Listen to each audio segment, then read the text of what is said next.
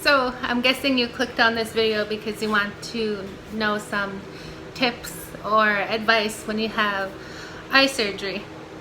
And honestly, I've been through several eye surgeries. I think in total it's been roughly 5 or 6 surgeries that I've had, various types.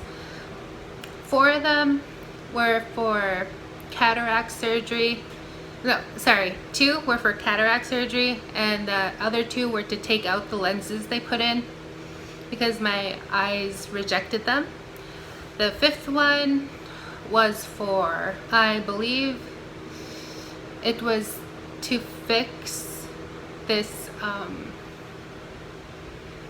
oh, that's what it was. The 5th one was to remove a lot of debris out of my left eye and to fix something at the back of my eye where my retina is. And my 6th surgery was for my right eye. It was to fix what's called a wrinkle. That's not the actual term for it, but that's what the doctor told me it was to fix a wrinkle. And the majority of the advice that I'm going to have is really similar as for each surgery, except for the one where they have to fix the retina at the back of your eye. That's going to be different. So this video might be kind of a long one. Anyways, if you hear a fan in the background, I'm so sorry about that. It's just I need that fan on because I don't have an AC in my apartment, and if it's not on, it literally feels like an oven in here. So I need that on. Alright. I'm sorry for those who think it's really annoying. I know. Alright. So you're scheduled for surgery and you've been given a list of details, or I guess procedures that you need to follow the day before. And for me, when it was the day surgery, those first 4 surgeries that I had for cataract and removal of the lens, it was just for the day.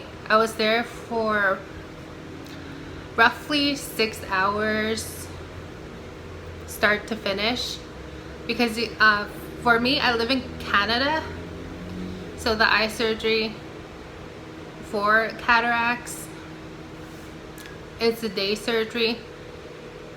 You can't eat after 12 at night. You can't eat or drink anything, and if you have to take medications in the morning like I do, you could only have a sip of water to down all your pills or all your medicine. That's all you could have. Otherwise, you end up delaying your surgery even further into the day, or maybe they'll just cancel it. So you have to be really careful with that if you have to take medication in the morning. I had to arrive at the hospital 2 hours before my surgery, you know, to sign in and say that I'm there. They also have to weigh you, take your height, so they have a rough estimate of what, sorry, not a rough estimate,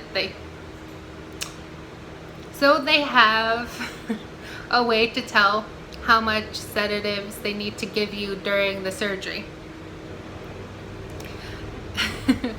Funny thing, after every single surgery I've had, my tolerance for the sedatives has been creeping up. And the last time I had surgery, they said that they had to give me a little more than the normal amount. I don't know, had so much surgery that I'm just getting used to these sedatives, I guess. And they put an IV in your hand. You could tell them which hand that you're comfortable with, and it hurts. I'm not going to lie, when they put in that IV, it's really going to hurt. It exactly feels like You're just having a knife put into your hand. That's what it feels like. They put that rubber band around the upper part of your arm, and then they clean the area, put it in, then they put this giant plastic patch over the top of your hand. It's clear, and then you're good to go. So I had to wait in the waiting room for 2 hours, and then while they were prepping me to get me ready to go into where the surgery was going to be performed, they took me into a second room that had these giant chairs that looked really similar to when you give blood. That's how big those chairs are. They're big and comfortable, and they also recline. That's where, that's where they do the IV, and they put in a few eye drops into the eye that you're going to have the surgery on. They ask you your name, they ask you what you're there for, and they will ask you several times which eye are you having surgery in, because they don't want to mess that up and then you get surgery on the wrong eye. So they will ask you several times, even though it's on the chart. Keep that in mind. The eye drops I was given, it was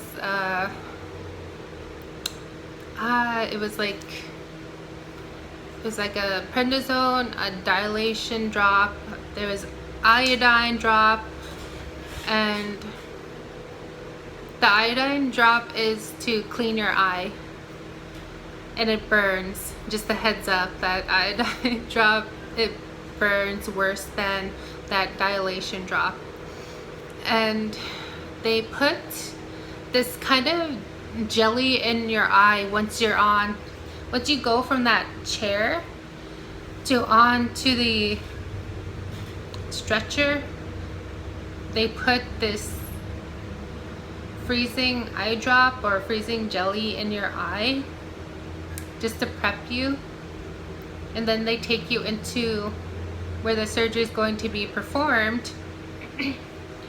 When they wheel you in, they're going to ask you again your name, why are you there, which eye, who is your doctor, how old are you, all that stuff. You're going to have like a hairnet. It kind of looks like a bonnet on your head, and they're going to put more iodine drops into your eyes. They're going to cleanse that area where your eye is going to have the surgery, and then they're going to put a shit ton of freezing jelly onto your eye. They're going to tell you to open your eye and look around so they can get all that jelly gets all on your eye and you don't feel anything once they really start, or your eye just doesn't move. The funny thing was, the first time I had that freezing jelly on my, I believe it was my right eye. No, sorry, it was my left eye.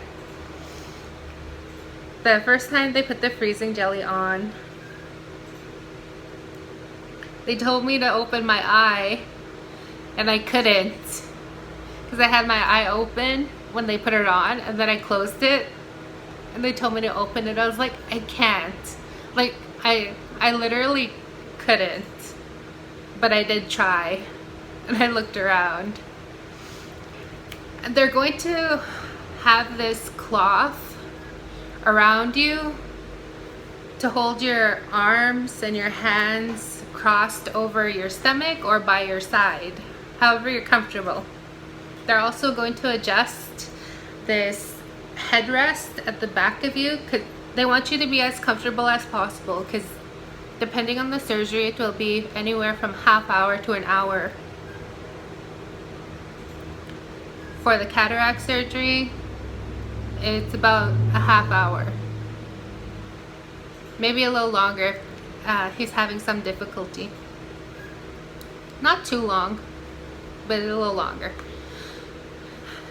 They want you to be as comfortable as possible because you're going to have to stay in that position for such a long time. So don't be like, I guess it'll be okay if my neck is a little uncomfortable. Don't do that, because if you accidentally move, that's so terrible. That's incredibly the worst thing that you could possibly do. So if they ask you if it's uncomfortable, be really honest. If it is, then it is. Tell them and you'll move, and they'll get you in the right position before they put any of those eye drops and that paralyzing jelly in your eye. When they wrap your hands either over your stomach or by your side, they'll wrap you. It's I don't know if that's Velcro or if they shoved it under me, but it's a wrap so you don't move your arms. And when that sedative goes from your IV bag right into your hand, it's going to feel like someone poured or is pouring water onto cold water onto your arm from your hand down your arm. And you're going to feel a little drowsy, and it's so important not to fall asleep. Do not fall asleep. It's really important that you stay awake. And after that surgery, you will be taken in. You'll be taken into the recovery room. You're going to stay there for roughly a half hour to an hour, depending on how your vitals are. It's really important that you're stable before you leave. And you also need someone to be there with you because of the sedatives. They're not going to let you just leave by yourself, so it's so important to have someone with you. And for them to look after you for a day or two. And they tell you after the surgery not to sign legal documents or anything like that because, well, you're basically impaired from all the sedatives that they gave you during the surgery. That's why. So keep your schedule open for the next few days. My doctors, after the surgery, gave me a prescription to fill right after leaving. I was given a prednisone, which is the anti-inflammatory drop for the affected eye, a dilation drop, and an antibiotic. I was on the antibiotic for a week after the surgery, and you're supposed to take all those 3 drops that same day. Be clean, wash your hands before you even go near your eye. They're going to put a plastic patch on the eye that you had surgery on. They'll give you an extra patch. They gave me a popsicle stick with a bunch of tape wrapped around it, so I would have more sticky tape to use with the eye patch for the few weeks I had to use it. So they give you all of that before you leave. You leave and immediately get your eye drops filled, because you will need to take them for the rest of the day. I was told to take all 3 eye drops 4 times a day, take the antibiotic for a week, and then I could stop it. But for the dilation drop and for the prednisone, I had to take it consecutively 4 times a day. That sheet says 6 to 8 weeks, but it really depends on how fast you heal, because I don't heal very fast. Even though that sheet said I'd had to take it between 6 and 8 weeks, it actually became 10 weeks for me. So it really depends on how fast you heal and what your doctor tells you. It's so important to listen to what your doctor tells you. I was given a sheet to wean myself off of the prednisone drops, that anti-inflammatory. Even though it's an anti-inflammatory, it's still a steroid. So that's why I should be weaned off of it over a long period of time, so you don't have any adverse reactions. Also, you just had surgery, so you're going to obviously be inflamed. I was given that schedule, and it was like 2 weeks,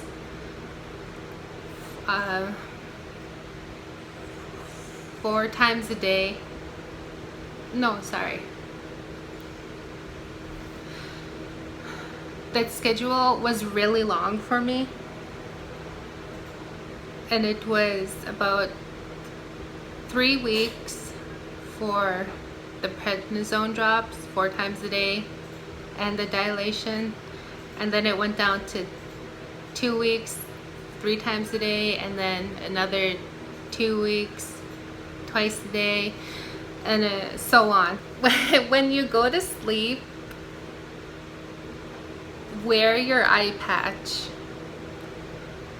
Oh, wear your eye patch, and do not sleep on that side of where you had your eye surgery. Say you had your eye surgery on your right side, on your right eye, but you like sleeping on your right side. Don't do it. Oh my God, don't do it. I was paranoid, so I didn't, even though I'm kind of uncomfortable sleeping on my left side. I just preferred to sleep on my back, and then I would alternate between my left and then my back throughout the night, because I was so scared that if I slept on my right, that pillow would like push my eye. And this one time,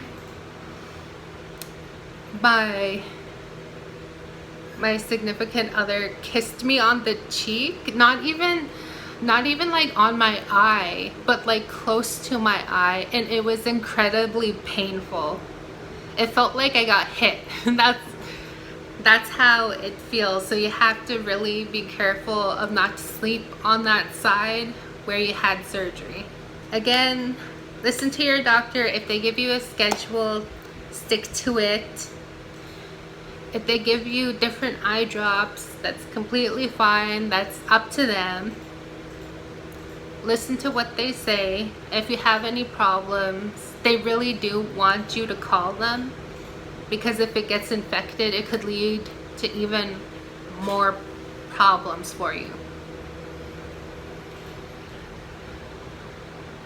And wash your hands. Keep your bedding clean. Wash your hands every single time you're going to put your eye drops in. Even if you have to like wash your hands and use paper towel to dry them off, do that. That's completely fine. That's what I did. And I would also use a different Kleenex every time I used another eye drop. Say if I used my prednisone drop, I would use one, and then I would toss it away, and then I would use my dilation drop, use a new Kleenex, and then I'd toss it, and I would put in my antibiotic, dab my eyes, and toss it. Don't be rough with your eye. Again, you just had surgery. Be gentle. So don't push on your eye, just a light dab to remove excess moisture. That's it.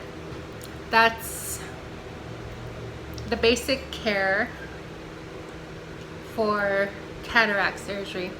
The next surgery I'm going to tell you about is if you're having retina surgery.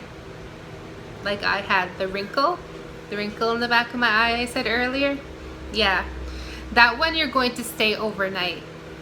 So for me, it just makes sense for you to just spend the night. When I had my wrinkle removed, you will be given, or at least in Canada, you will be given a sheet from the admissions office. Make sure you have your health card and your insurance, because they're going to ask you about that. And you'll be given a bracelet. You'll also, I also should have mentioned, you'll also need all of that stuff for your cataract surgery too. But I'll give you more tips at the end of this, I guess, experience I'm telling you about. Once they give you that bracelet, you will go to that, I guess, the second admissions floor. For me, I had to go on the first floor, and then I was told to go to the second, give them my file, and then I was assigned a room. And I had to wait there. While I was waiting there, usually it's an intern who comes in, does your chart, and then a nurse who works there will come in with that intern, if your hospital has interns. Residents, sorry. Medical students probably watching this. That's so disrespectful. I am not an okay. Residents, sorry. They'll have a resident with them.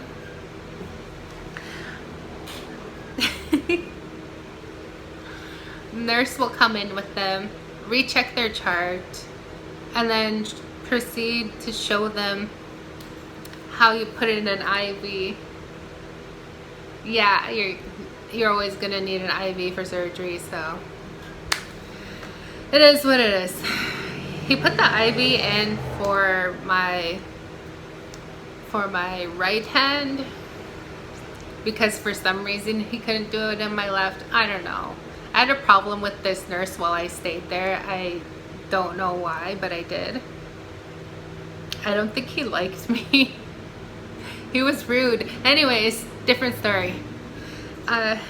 They'll put in the IV, ask you about your medical history, what surgery are you having, what medications are you taking, who's your doctor, all that good stuff.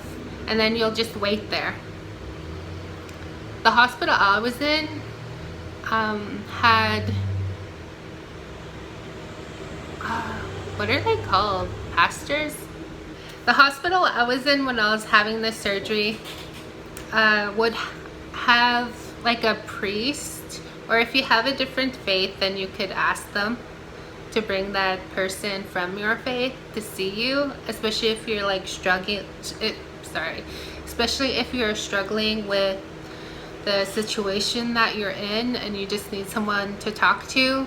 They'll do that. But for me, this priest came into my room and I was like, hi, and he said like he was just there because like that was pretty much his job. This hospital I was in was a very Christian hospital,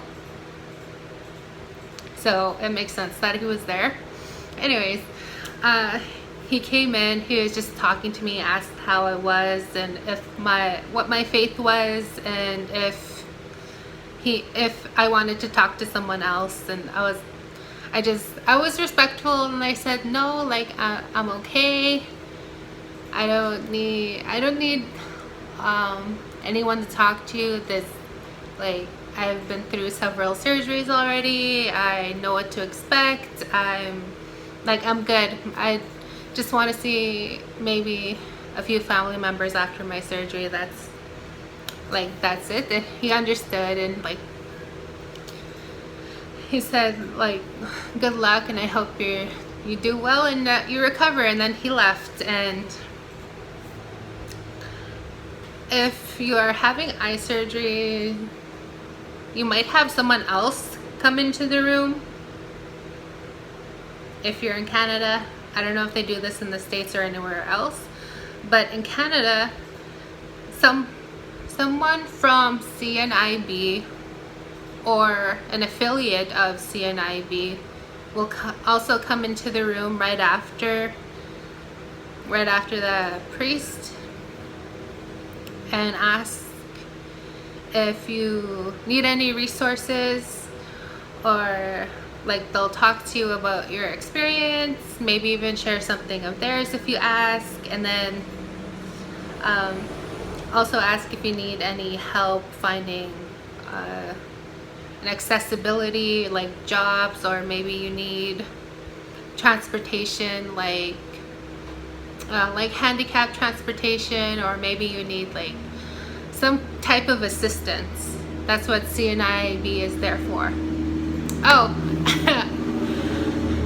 CNIB stands for the Canadian National Institute for the Blind. I completely forgot what it was called in my last video. That's what it's called. So they'll ask you, and they will need you to sign some papers if you want an email sent to you, or if you can't write it out, then you just spell it out to them and they'll write it down. Or if you need like handicap transit, they will have forms with them, and they will go to your doctor after your surgery and ask them to sign those papers. And that's pretty much it. Once in a while I'll get emails from CNIB saying that they have like career fair or some classes that they're teaching and stuff like that. But I'll talk about CNIB, I guess, in another video. But that's just a very, very short summary of what they do. So here in Canada, that's someone that you will see. Once in a while, they'll have like an intern with them too. But this time, I didn't see an intern with them. She was just asking me how I was doing, if I needed any assistance with anything, and then she left. So I waited there for about another hour, and then I went into surgery. This time it felt really weird.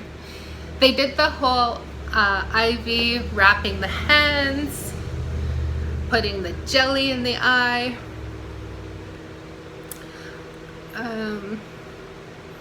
telling you not to move. Depending on the surgeon, they'll have music playing. The last time I had my surgery, they had that song called Jar of Hearts playing when they were wheeling me in, and I was like, oh my god, I'm gonna die here. Do you know that song?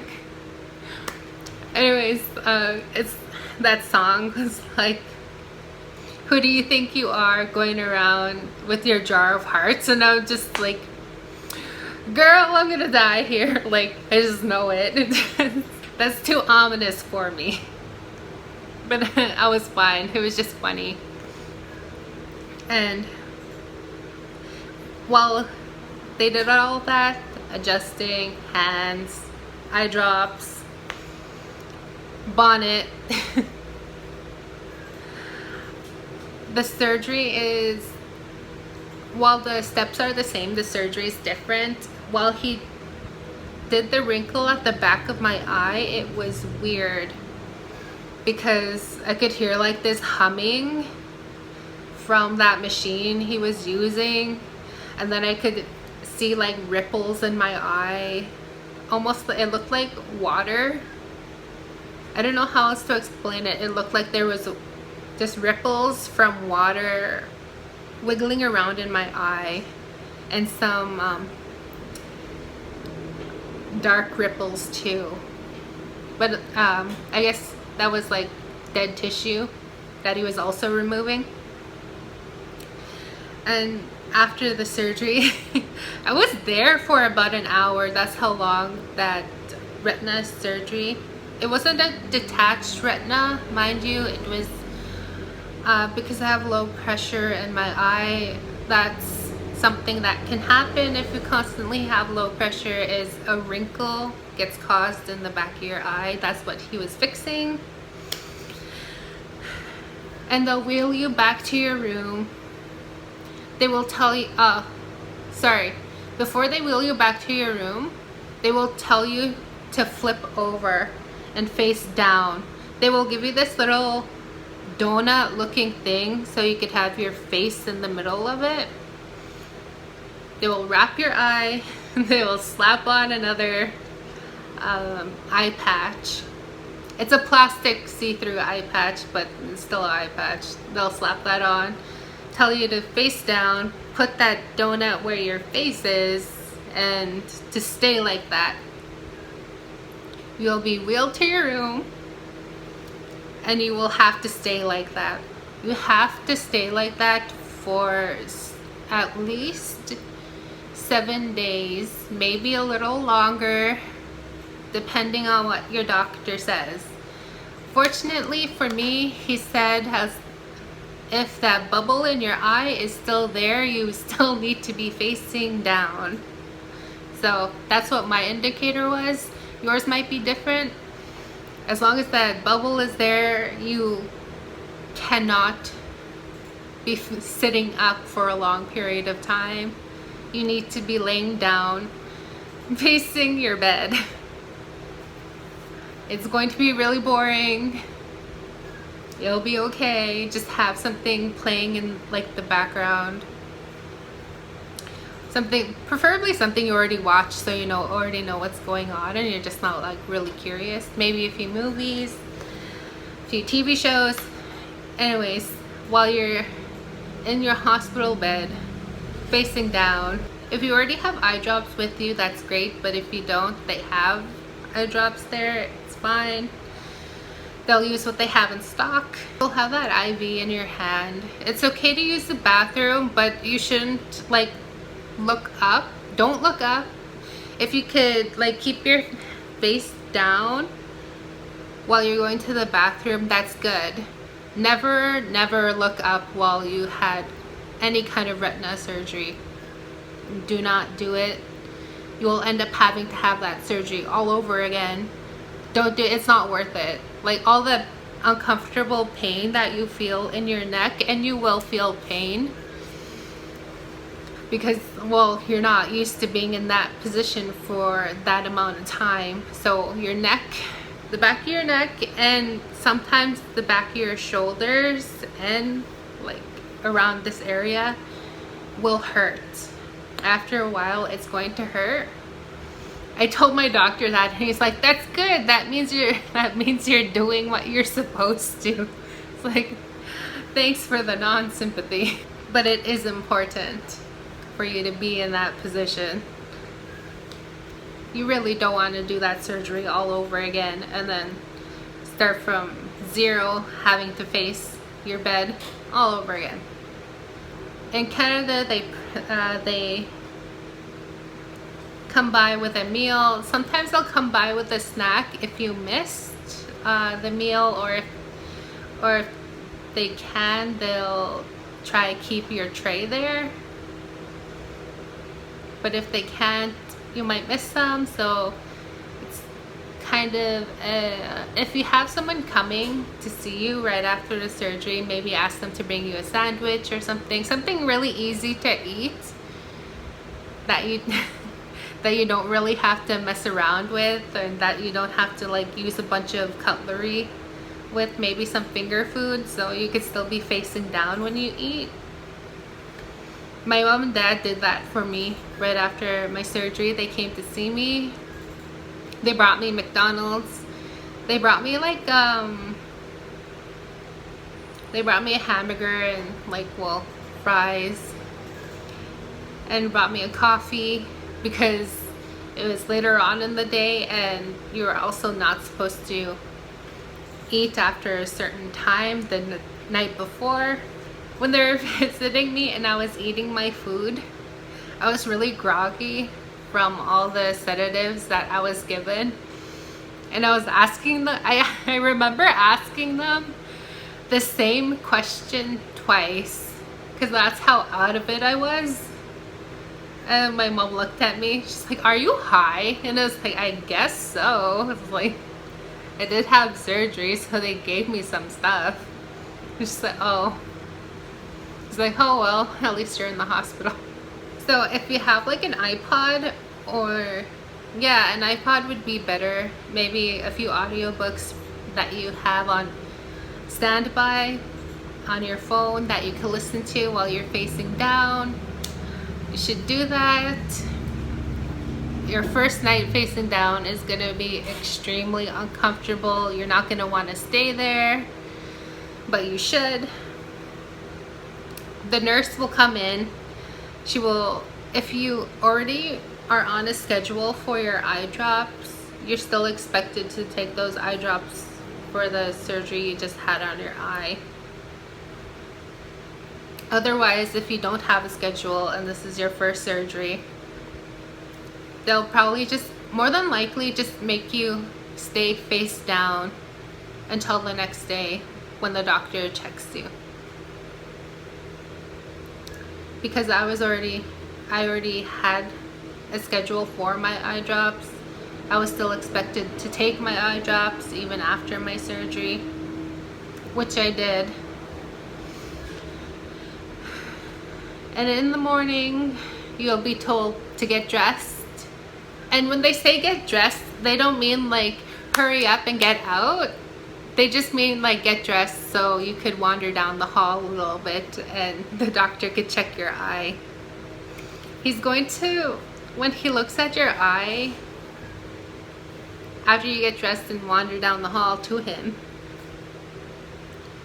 when he checks your eye, he's going to shine a light into your eye, and then he's going to have this tiny little fisheye looking thing that he's going to need to look at the back of your eye, and he will more than likely stretch your eye when he looks at it, and it's going to hurt.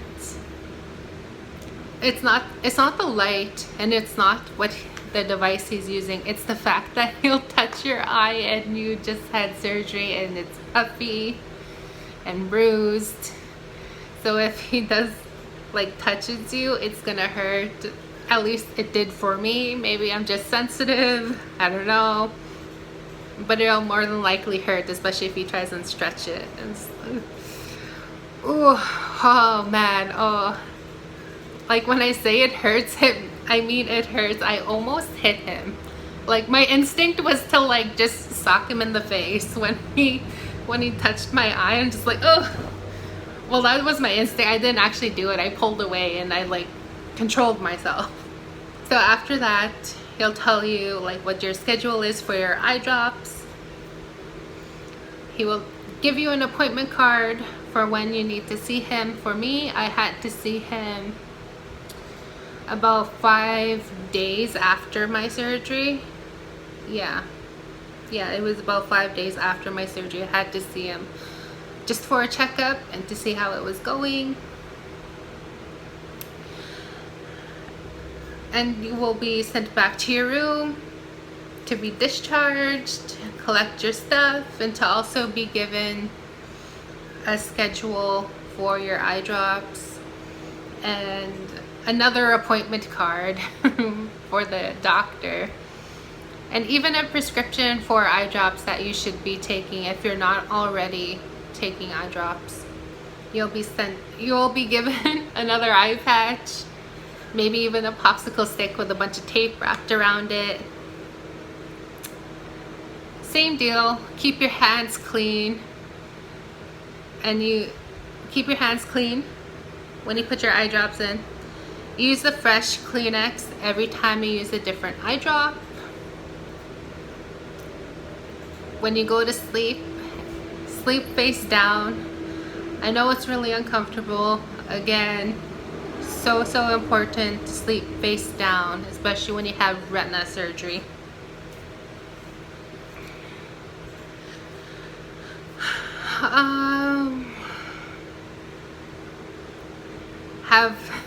Have your prepared shows on standby, and stick to your scheduled time for the eye drops that you need to be taking. So what I'm going to talk about next is post-op stuff, post-op tips. First tip, if you are like me and you like washing your face twice a day, the morning and night, I recommend that you don't wash your face the first day you get home. I'm not talking about the retina surgery, but like if you had day surgery, don't try to wash your face when you get home. You're gonna be drowsy and like not thinking very clearly because of the sedative you just took. And if you're feeling a little gross at night, maybe even just like keep your eye patch on and then wipe around your face with a warm, damp cloth. Don't get near your eye that you just had surgery on, but maybe the side of your face and maybe at the bottom 2/3 of your face where your cheeks are and your chin. A little bit of moisturizer and that's it. Again, wash your hands. You don't want to get infected, so wash them. That's it. Don't put a bunch of mists, oils, emulsions. Don't do all that stuff. Be very, very basic. I know a lot of people don't like that and they love their skincare. So do I. But this really is for the best, especially your eye. Just give it a quick wipe, maybe a little moisturizer, and that's it. Then leave it alone. In the morning, if you're feeling brave,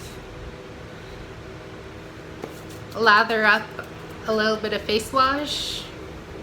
Avoid your eye area. Oh, for the love of God, avoid your eye area. Put it all over your face. Again, you can't rinse your face the normal way. Not even in the shower. That shouldn't even be an option or something that crosses your mind. Do it in the shower. Don't do it at all. I'll tell you about body care in a second. So use a cloth to take off your cleanser. Again, keep your eye closed. Maybe even keep your eye patch over it if you're that paranoid. I already had several surgeries, so I know like what if something is too runny or whatever to put around my face. I know not to. Wipe your face off with a microfiber towel. It's best if you buy microfiber towels when you take off all your cleanser. Give it a good rinse and go over it again. You can find microfiber towels at the dollar store actually. I found some and they're really good. If you're thinking, what about my sunscreen? And what about my double cleanse at night? That's something you're just going to have to sacrifice while your eye is healing. I know it's going to be uncomfortable, but it's just something you're going to have to do. Because the more time you spend around your eye with all of these cleansers and stuff, the more chance you have of getting it into your eye. Do you see what I'm saying? So you have to, again, keep it very minimal. Don't spray stuff in your eye. If you're like, Shay, I love my mist toner, I can't live without that, and you just refuse to, spray it in your hand, move it around in your hands, and then pat it in. Be so careful around your eye if you absolutely have to. I wouldn't put oil on my face during this time because oil tends to migrate, and again, it'll get in your eye eventually. The reason why I say don't double cleanse and don't put on your sunscreen is usually sunscreen is really hard to take off with just one cleanse. That's why I say don't double cleanse at night. So if you cleanse in the morning and you just have your moisturizer on, you won't have as tough as a time at night taking that all the oil from your skin and the moisturizer you put on early on in the morning. You won't have as tough of a time taking that off as you would if you had sunscreen on. Okay, so also, I don't know if I said this, keep your sheets clean, keep your pillowcase clean. Maybe even change it every 2 to 3 days to a new pillowcase, you know, just to reduce any chance for infection. Body care, washing your hair. I learned over the course of having 6 surgeries, simple is better. Overall, keeping it so simple is a lot better for you. What you want to do is take 2 washcloths in with you. The reason why is because you're going to tie up your hair, okay? Well, if you're a man and you're watching this, like, we really don't have to do that, but you still need to take 2 washcloths in it. As I was saying, when my alarm went off as scheduled, I talk too damn much. Anyways, even if you're a man, take in 2 washcloths in with you.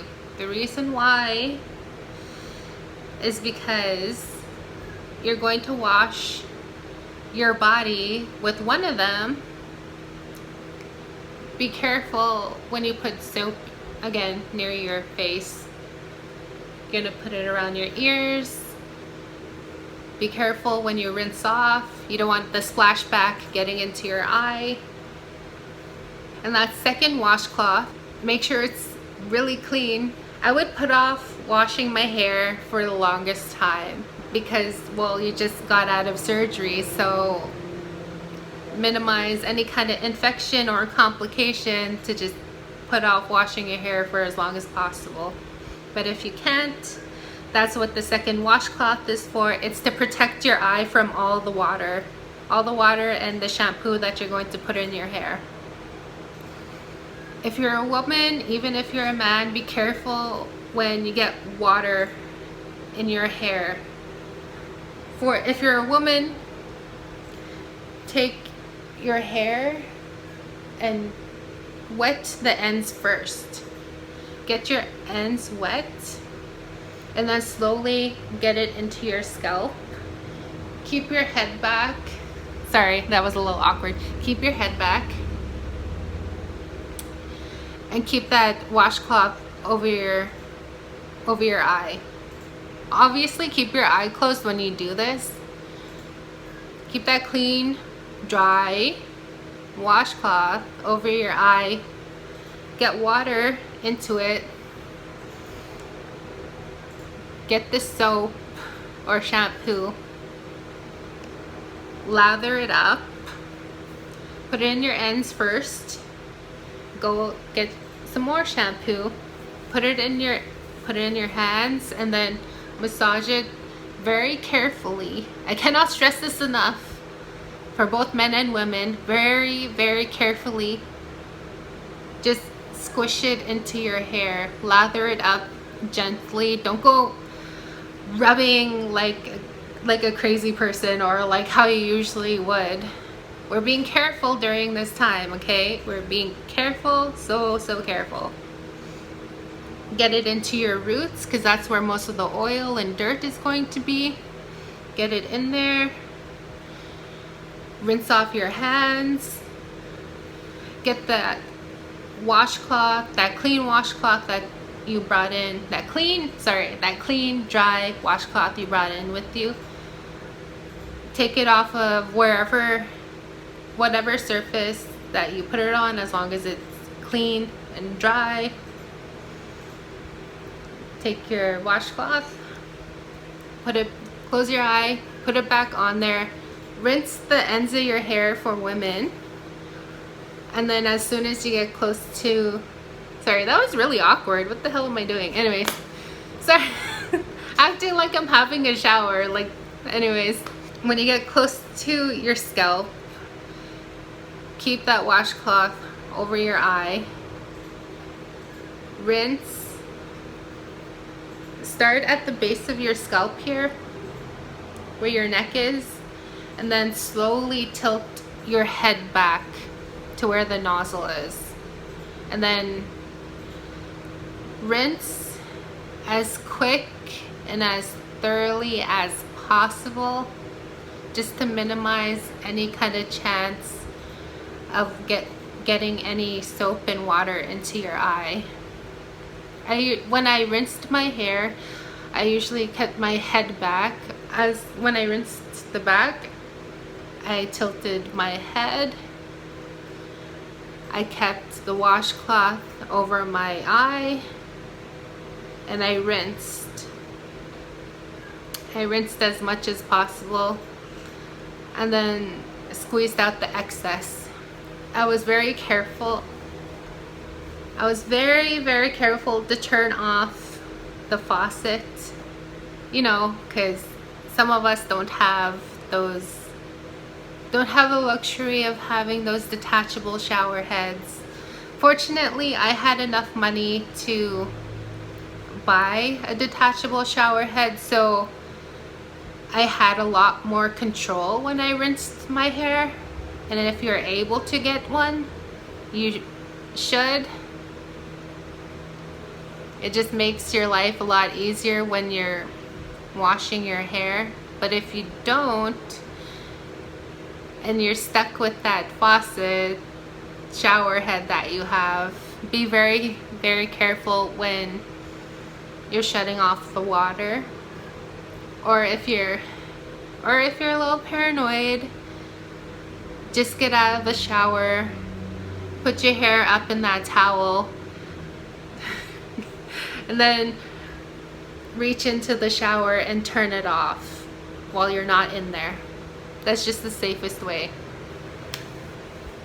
If you like putting lotion on, that's fine, as long as you don't get the lotion you're putting on your body in your eye or any kind of splashback, it's fine. If you could put off washing your hair while your eye is healing for at least a few days at a time, that's great. But if you can't, then be very cautious, because you just don't want to risk infection. You just don't. It leads to more complications. Maybe even perhaps, I don't know, make your vision worse. Who knows? Just don't risk it. Be careful. That's all I'm saying. Think before you do something. Keep out of dusty areas. If it's windy outside, keep your eyes closed. If you have a good pair of sunglasses, like nice thick ones, the stereotypical, they look blind kind of glasses. If the hospital doesn't supply you with those, which my hospital did every single time, just have those big thick sunglasses on standby for when you go outside, because it will be super bright. So if you have nice dark sunglasses, keep them on standby just in case the hospital doesn't give you sunglasses to take home with you when you leave, just in case, like as a precaution. If you're packing an overnight bag, you really don't need lots to carry with you, because as I said, you really don't want to wash your face while you're there. But if you want to bring a toothbrush and toothpaste, you go right ahead. You don't really need to bring a change of clothes, but if you want to, you can go right ahead. They will get you to change out of your street clothes into scrubs. Either way, if you have day surgery or if you're staying overnight, they will get you to change into scrubs or the hospital gown. So I think that's all I really have to say. If something wasn't clear, or if you have any questions, comments, concerns, leave them in the comment section down below, and I will answer you as soon as possible, because I'm pretty sure whoever's watching this is going to have eye surgery soon. So just comment down below and I'll keep an eye out for it. And please subscribe to this video. I also have Twitter, and I'm still trying to figure out how to get into Instagram, but I am on there. That's in the description box down below. And I will see you in the next one. Bye.